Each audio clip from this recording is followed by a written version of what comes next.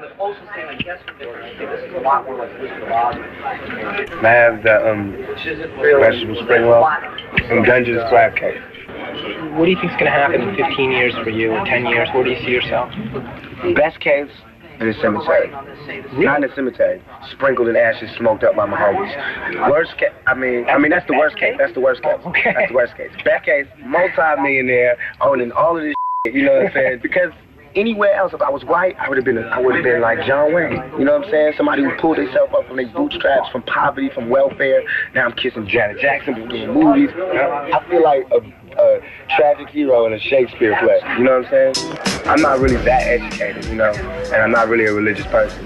But I believe that God wants me to do something, and it has to do with thug life. You know, I want there to be a life for the street element, instead of we always getting shut out, you know. Instead of defenseless, having power. Well, my mother was a woman, a black woman, a single mother, raising 2 kids on her own. So she was dark-skinned, had short hair, got no love from nobody except a group called the Black Panthers. So that's why she was a Black Panther. Because I don't consider myself to be straight, you know, militant. You know what I'm saying? I'm a thug. I'm a thug, and my definition of thug comes from half of the street element, just straight street hustling, and half of the Panthers element, half of the independence movement. I'm saying we want self-determination, and we want to do it by self-defense and by any means necessary. That came from my family, and that's what thug life is, you know, it's the mixture. How do people treat you differently? The people that you grew up with, now that you're famous? They believe in the machine, not Tupac no more. They don't even know me no more. They just know about the machine. You mean the press machine? Yeah. Is that painful for you? Mm-hmm. Everybody wants to use me, everybody. From this level to the street level. So I'm used on every level. I have no friends, I have no resting place, I never sleep, I can never close my eyes. It's horrible. Can you imagine what it's like for you to be who I am, who I was, and for them to say that I raped a woman, and for the whole world to actually be entertaining the thought that you raped a woman? That's hell. You're feeling sort of ripped off by the press. I am being ripped off because I've never lied to the press. Just as much truth I bring to my work, a journalist should bring that much truth to their work. Why do I have honor and you guys don't have honor? I'm not a journalist, I'm a thug. Do you think you'll prevail in court? I have to see. I believe in God.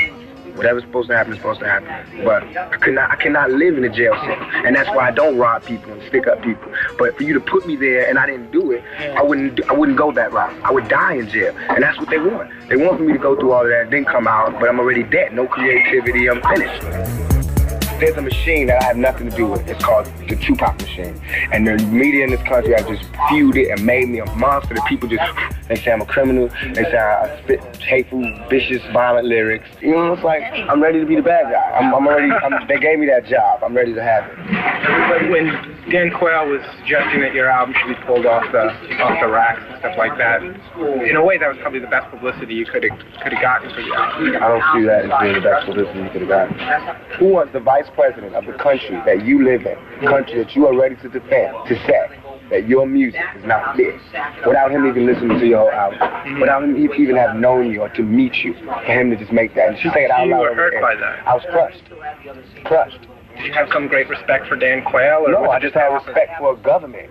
A little bit of respect for government to say, you know, how could you do that? You know what I'm saying? Do you see yourself as a role model? No, I see myself as real. Like, I mean, if I was the president, I'd have a responsibility because people put me there. Nobody put me here. They just buy my records. They wouldn't buy my records if my records wasn't good. I'm being who I am in the record. Is there anything that's giving you comfort in, you know, these days? Recently, Madonna came to me. I met Madonna. What was that like? Tell me about that. She told me they treat you like the Antichrist, and I've been through that before, and I just want to be a friend.